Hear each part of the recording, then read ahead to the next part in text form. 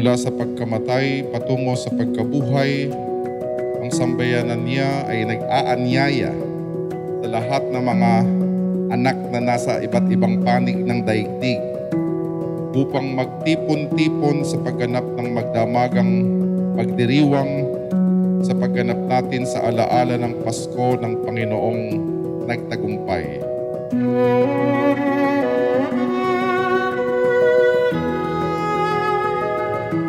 Tayo nang magbigay dangal kay Jesus na ating ilaw, sa diwa natin isipan, si Jesucristo'y nabuhay, siya'y ating kaliwanagan.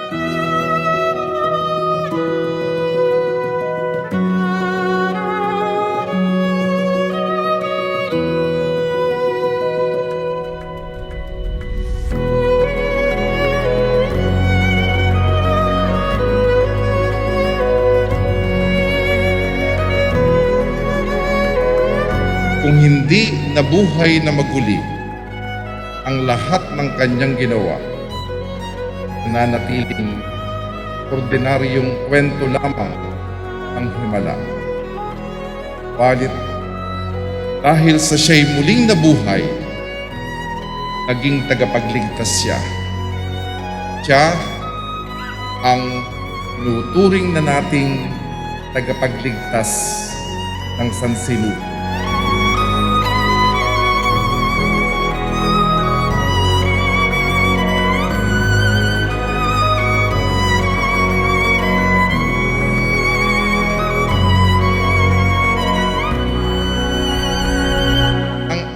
Ito at gabing ito ay gabi ng pasasalamat sa Diyos, sapagkat hindi lamang siya kasama, hindi lamang siya kaibigan, siya ay tagapagligtas.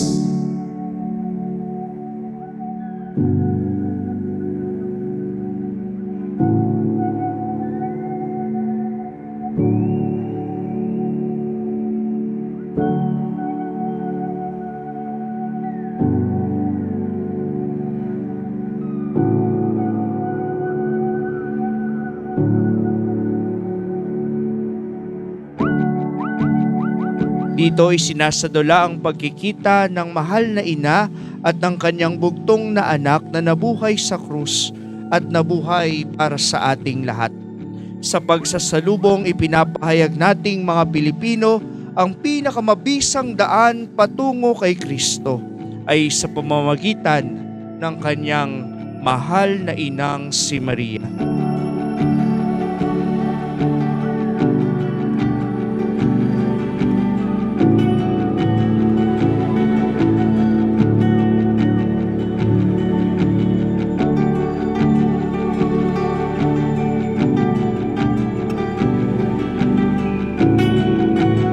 Nawa, makita rin natin si Jesus. Tanggalin na natin ang mga lambong na nagtatanggal sa atin ng ating paningin sa ating Panginoon. Tanggalin na natin ang mga itim na lambong din na nagdadala sa atin sa paglayo sa Kanya. Bagkus tayo ay magalak na siya'y mamasdan at dalhin din tayo nito sa lalong pagmamahal sa Kanya, sa ating pananampalataya at higit sa lahat, sa ating kapwa.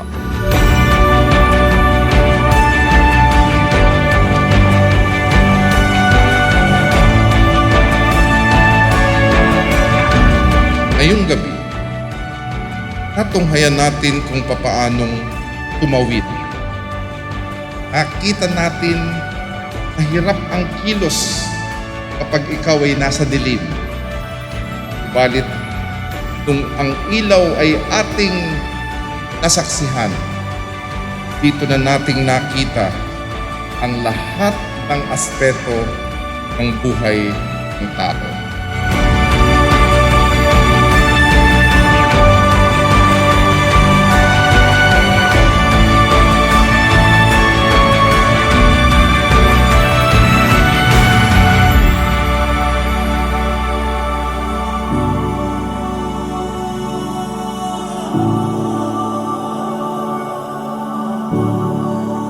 Maligayang Pasko po ng muling pagkabuhay sa inyong lahat. Happy Easter!